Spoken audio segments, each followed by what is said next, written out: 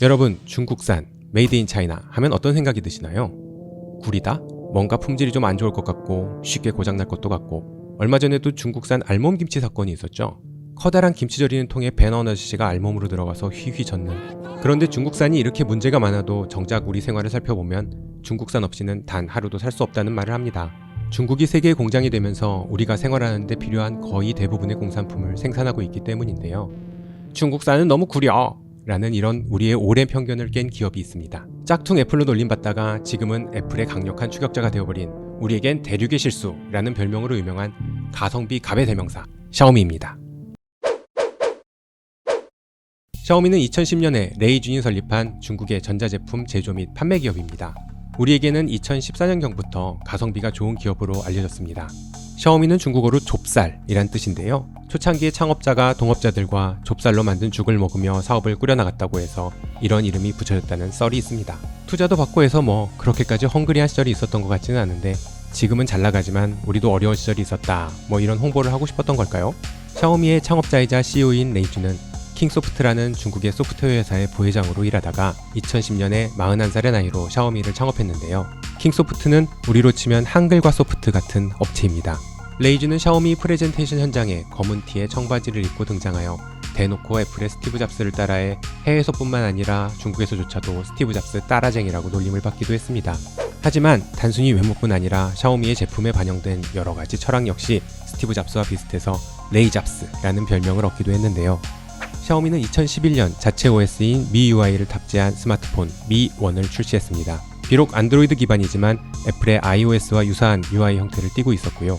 OS 업데이트를 수시로 진행해서 항상 폰을 새 것처럼 만들어주고 다양하게 폰을 예쁘게 꾸밀 수 있는 기능을 제공해주니까 소비자들은 좋았던 거죠.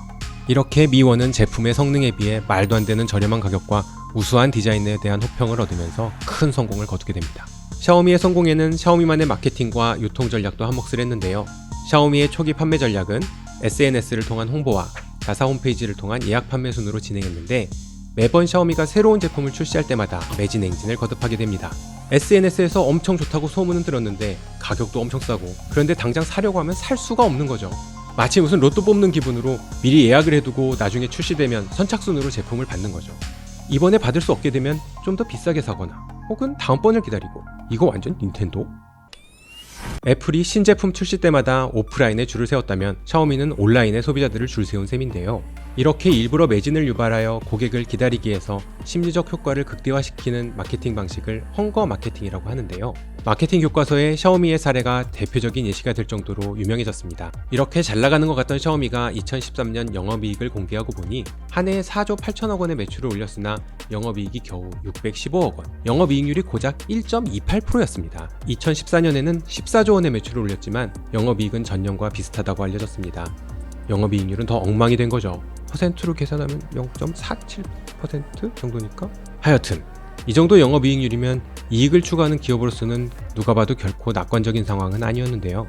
아이러니하게도 이러한 샤오미의 가성비 전략의 성공은 2013년 중국 시장 점유율 20%에 육박하던 넘사벽 삼성전자와 애플의 아성을 무너뜨리게 되는 단초가 됩니다. 샤오미는 이러한 가성비 전략으로 중국뿐 아니라 인도, 중동, 유럽, 아프리카 시장 공략에 성공했고, 드디어 한국에서도 대륙의 실수라는 별명으로 유명세를 타기 시작합니다. 그때 보면 해외 직구가 막 활성화되던 시기인데요. 얼리버드들은 타오바오에서 샤오미 폰을 구매해서 한 달을 기다려서 국내에서 사용하기도 했고요. 온라인에 언박싱 블로그도 많이 올라오고 했던 것 같아요. 제가 중국에 있었을 때 지인들이 저한테 한국에 들어올 때 샤오미 폰 좀 사다 달라고 부탁도 막 받고 그랬습니다. 그래서 많은 분들이 샤오미 총판을 해볼 수 없을까? 이런 말씀을 주시기도 했는데요. 한동안은 샤오미가 해외 유통을 엄격하게 막았습니다. 한국 소비자들도 샤오미를 사고 싶은데 사지 못하는 그런 분위기가 조성이 된 거죠. 2016년부터는 샤오미가 본격적으로 한국 시장에도 진출하기 시작해서 요즘은 시중에서도 샤오미 제품을 구매할 수 있는데요. 아직도 직구가 좀 더 싸니까 직구로 구매하시는 분들도 많이 계신 것 같더라고요. 이렇게 성장한 샤오미는 2021년 기준 중국 스마트폰 점유율 10%, 전 세계 스마트폰 점유율 8%를 기록 중이며 2019년 매출액은 35조 8,300억 원을 기록했고요. 영업이익으로는 약 5조 원으로 전년 대비 28.7% 증가했다고 합니다.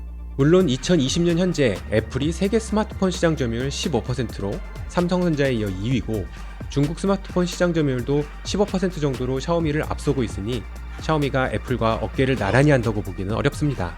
또한 샤오미는 애플을 닮으려 무척 애쓰지만 애플 하면 떠오르는 혁신이 없다는 비판도 꾸준히 있었는데요. 이 애플 말고 이 애플이요. 샤오미의 제품 전략과 유통 전략을 보면 꼭 샤오미를 짝퉁으로 볼 것만은 아니다 라는 의견이 요즘에는 좀 더 우세합니다. 샤오미의 전략과 철학에 대해서는 다음 편에서 좀 더 다뤄보기로 하고요. 오늘은 여기서 마치도록 하겠습니다. 감사합니다.